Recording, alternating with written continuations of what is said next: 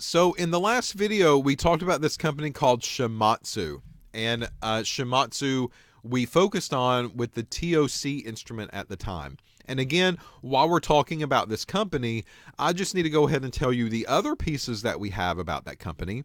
So that way, while we're on their website, we can visit that particular piece of equipment as well and learn a little bit more about it. Okay?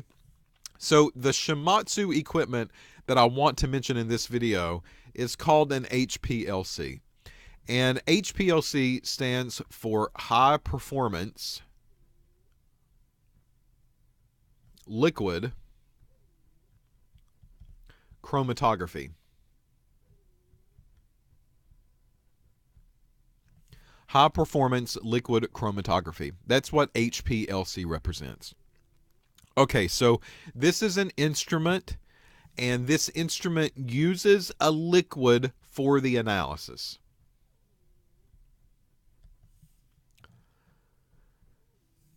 The HPLC instrument is used for a number of different labs: pharmaceutical labs, environmental labs, food labs. It's probably the most used piece of equipment in a laboratory in today's setting.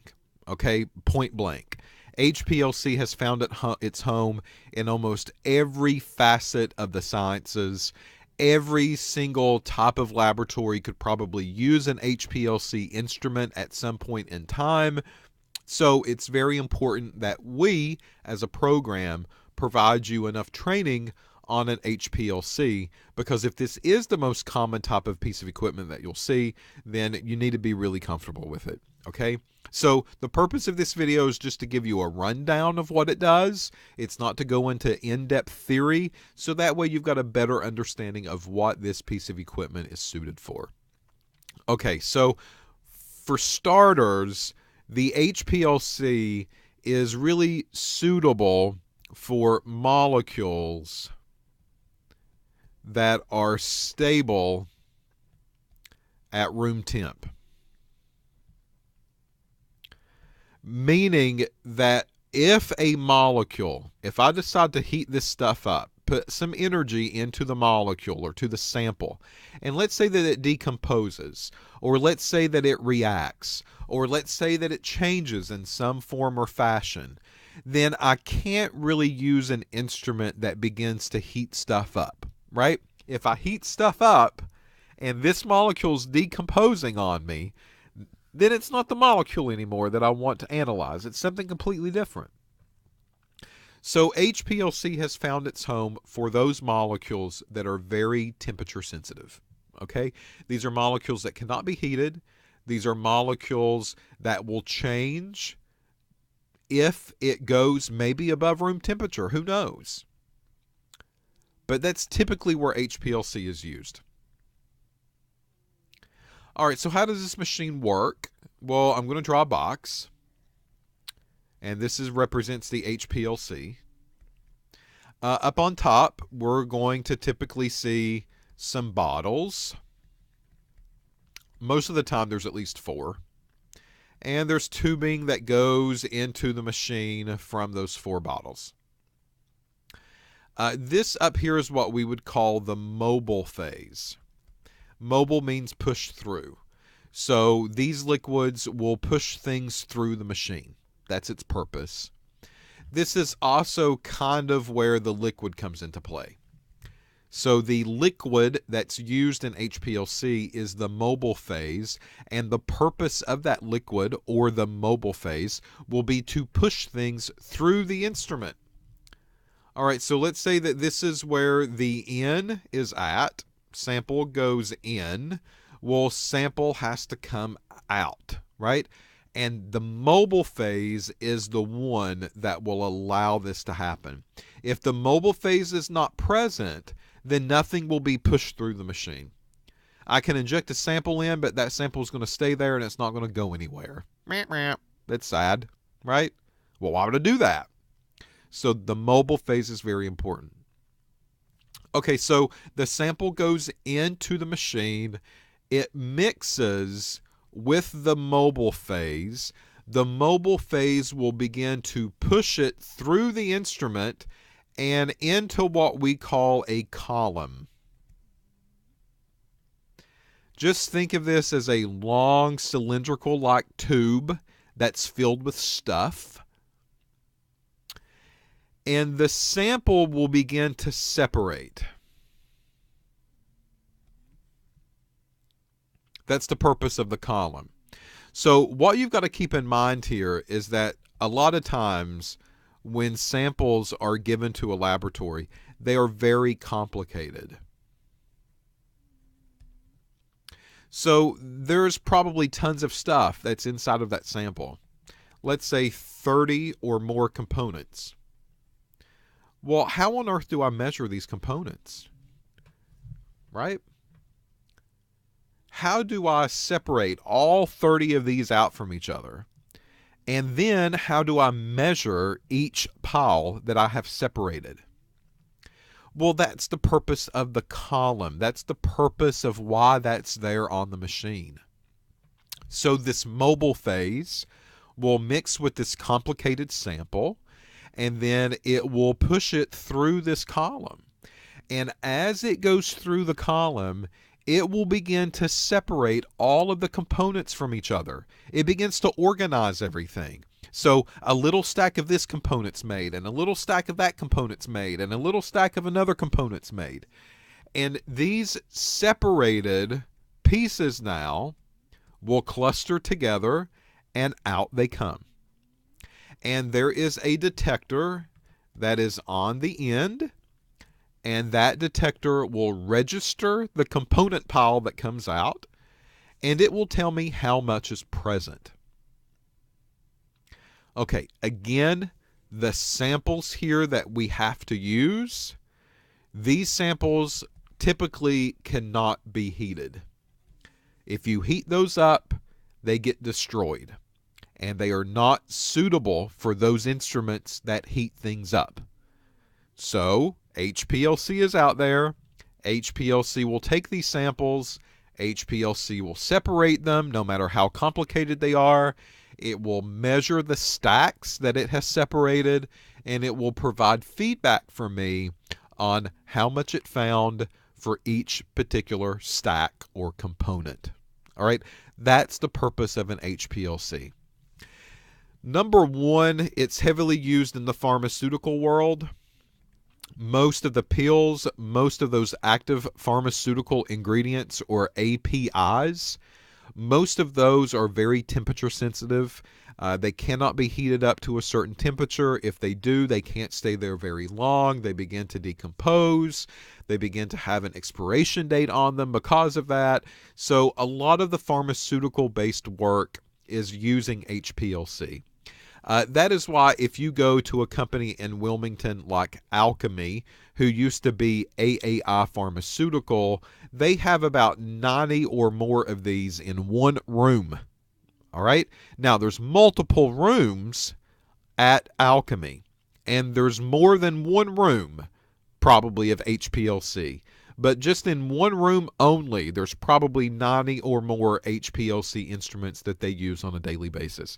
That gives you an idea of how commonplace this instrument is in a laboratory setting. Merck Pharmaceutical, one of the Fortune 500 companies, M-E-R-C-K, Merck. Merck has already claimed that they have an HPLC instrument for every analyst that needs to use an HPLC instrument.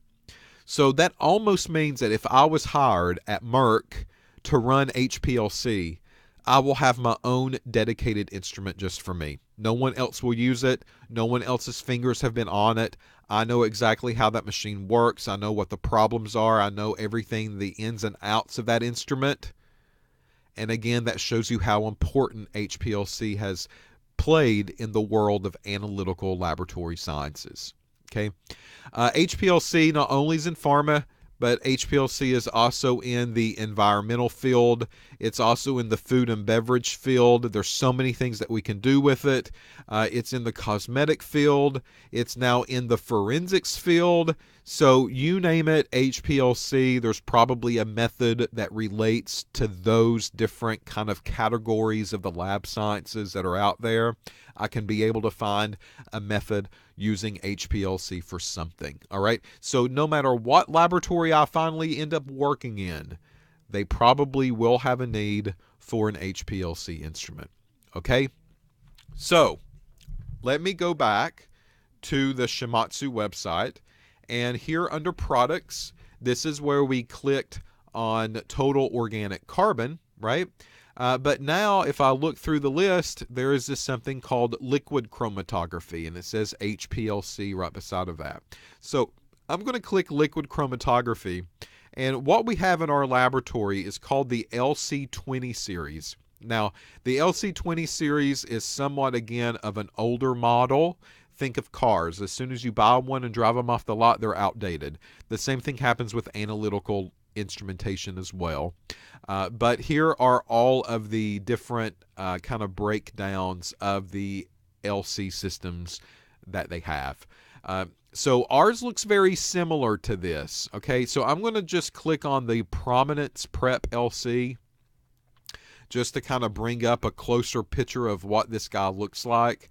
And ours looks very similar to this setup, okay? You're not seeing any of the bottles of the mobile phases or anything, and that's just because they're not pictured here. But our instrument is the same color, it's the same type of size, it's the same type of boxes that you're looking at in this picture here. There's no difference in it. It's just maybe some newer upgraded models of one form or another, but they're all HPLC systems, okay? Our HPLC system also runs off of a software platform called LC Solutions that's owned by Shimadzu. So that means we also have to have a software platform, and we also have to have a computer in order to run these things. These are the signals that I would see from the instrument. Notice that each one of what we would call these peaks represents a different component. All right. So what you would want to see are these peaks that eventually get separated from each other. And that's kind of what this picture is letting you know. Here we've ran it and we see them clustered together, and then we can do things different to it to make them separate from each other like this. And that's really what we're after. We want them fully separated into their own piles, and we don't want those piles to come off on top of each other. We want them to come off separately if we can help it. All right, so that's a little bit about Shimadzu. So again, what you'll see in this folder is me giving you some information about the LC system. I'll show you some manufacturer videos that they would like to use to promote their LC systems, and tell you a little bit more about what they do. There's also LC systems that are specifically made for the biology side of the house. So this would be DNA work and protein work maybe. That's becoming more and more commonplace, that has more and more answers to everything that we need to know in a laboratory. Here's what they would call their Prominence HPLC system.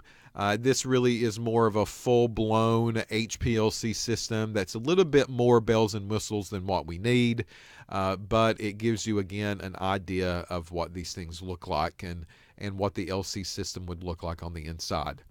What I do want to share with you, though, is the cost. So the day that we purchased our Shimadzu LC system, we landed about 50 grand on this machine.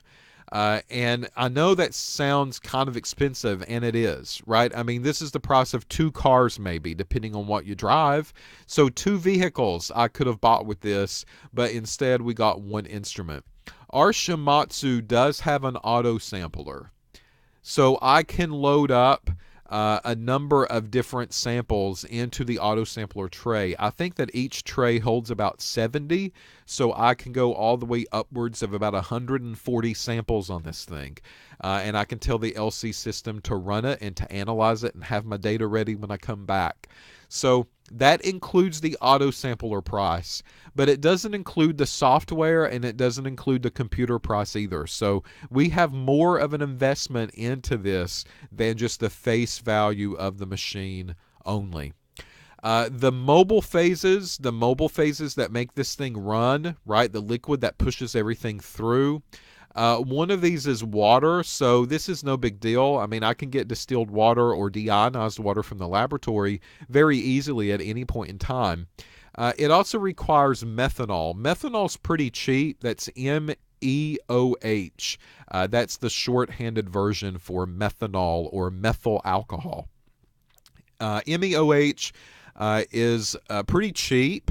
It doesn't cost a lot for me to order methanol or methyl alcohol, so I've got no worries when it comes to that. The other mobile phase that traditionally is used is acetonitrile, and we have an abbreviation for that. It's ACN, acetonitrile. And acetonitrile can be very expensive. There was 1 year where we were paying $1 for a milliliter of acetonitrile. And we typically order 500 mils. That's typically how they come to us shipped in a bottle, a 500 ml bottle. And we were forking out over $500 for one bottle of acetonitrile. That's crazy. But sometimes this is the cost of science, and this is why things are so expensive. So when you begin to look at pharmaceutical prices as far as pills, keep in mind that the government requires tons of studies on that pharmaceutical drug before it gets released to a consumer. And these tests will often require analytical instrumentation, and that means a possible $500 bottle of acetonitrile every couple of hours in order for this thing to work and in order for us to get the studies. So, yeah, pharmaceutical world, they're expensive and they're ripping us off as far as the new medications involved. But you also have to keep in mind that these companies have to make a profit. If they don't make a profit, then why are they doing the business? If they can't make a profit, how are you going to get a paycheck for working for them? They have to make money, right? So because they have to make money and because they are investing hundreds of thousands of dollars or hundreds of millions of dollars in the front end of a drug to try to get it approved, they have to make that money back. They can't go into the hole. And quite honestly, for every drug that gets approved, there's probably anywhere between 25 to 100 drugs that company has invested in that will not get approved. So they have to make the money back. They can't go into the hole, right? And that's what a lot of people do not see behind closed doors. That's why they always point the finger at the greedy person up at the top, thinking that they get all the money and nobody else benefits. And why is the company making hundreds of millions of dollars a year? Well, that's so they can keep doing what they're doing. All right. Okay, so there's mobile phases, water, methanol, acetonitrile. Not only that, but this thing requires a column, right? And I told you that the column does the separation. These columns run about $2,500 a piece, maybe a little bit cheaper, maybe a little bit more expensive though, depending on what you need, and they don't last forever. So if you're using this column on a daily basis, you probably would want to exchange this column out for a new one every so many number of weeks or every 2 to 3 months. You always want to keep a fresh column in the machine to allow it to do the separation that it needs to do. All right. So that's more investment that we're going to have to put into the picture, and more investment would be you. You have to be there. You have to inject the samples or at least load them up. If something happens to the instrument and it shuts down, you're going to have to be the one to maybe figure out how to get it back up, how to get it running, how to get the samples to be processing again. That's all on you, right? Or maybe, if you're lucky, a metrologist who has been hired to do that specific purpose, so that way you don't have to worry about it when that time happens. Okay, so that's a little bit about our instrument, our Shimadzu instrument.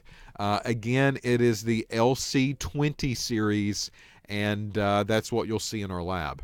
However, When saying that, I want you to know that Shimadzu is not the leader in LC world, okay? There is another company called Agilent, and Agilent really is the leader in the HPLC market. It seems that most of the companies that are out there that use HPLC uses Agilent systems instead of Shimadzu systems. Shimadzu's becoming more and more common, but Agilent by far owns the market, it seems like, in the HPLC world. So I want to pull up Agilent's webpage for you. Shimadzu's great. Shimadzu's where our TOC's from. Shimadzu we do have an LC of, but we also have Agilent LCs for this purpose. So let me go to the Agilent website and kind of show you a breakdown of what they offer as well. So here's Agilent's website. You just Google it or type in agilent.com, Agilent, and their website will pop up for you. Just like Shimadzu, they do quite a bit of stuff.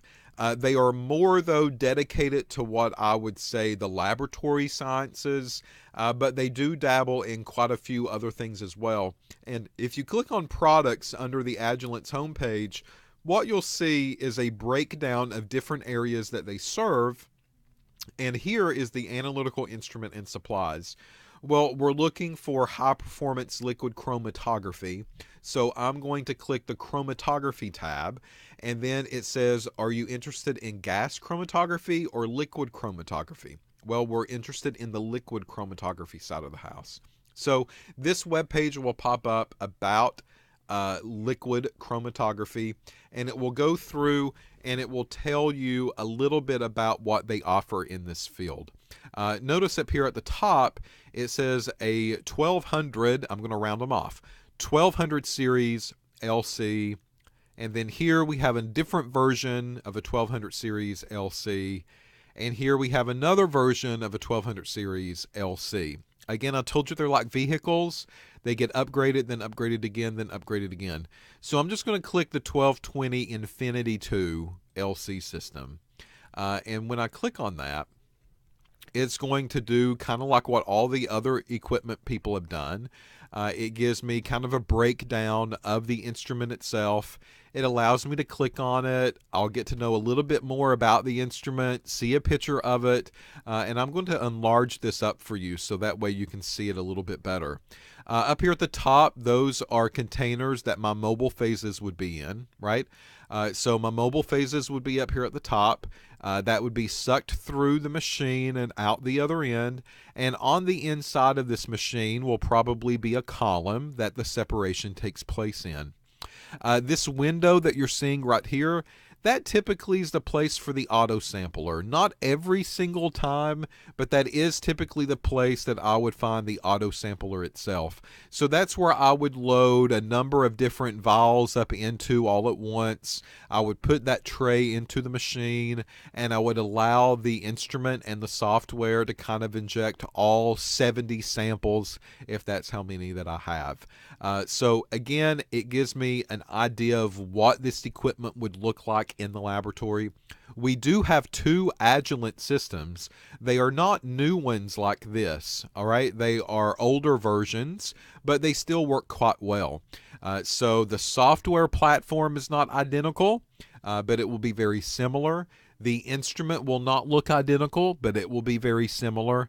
And quite honestly, the differences between the Agilent systems and the Shimadzu systems in our laboratory are very minimal, okay? If you can use one, you can use the other one without a problem. So that's just an overview of the HPLC system. That's all that I really want to talk about. The Agilent systems are a little bit more money. We have two of these. I'm going to put instrument number 1 and instrument number 2. You'll learn about the differences between the two instruments a little bit later on in the program, but Agilent system number 1 costed us around 30 grand, and the Agilent system number 2 costed us around 38 grand. So one was a little bit more expensive than the other one for a reason. And again, we'll talk about that when we go into more details with the HPLC system in our instrumentation courses. But you can kind of see how much money we've invested into 3 HPLC systems, right? 50, 30, and 38. Not only that, but these both have auto samplers as well. So we have a full-blown HPLC setup, really. That's what I'm going to call not necessarily state-of-the-art, but compare it to the other community colleges that are out there in either some of those universities and four-year schools. It is state-of-the-art for what they have to work with, all right? The reason that these were a little bit cheaper than the Shimadzu is because these were used. What we did is that we decided to buy used ones, which were much older.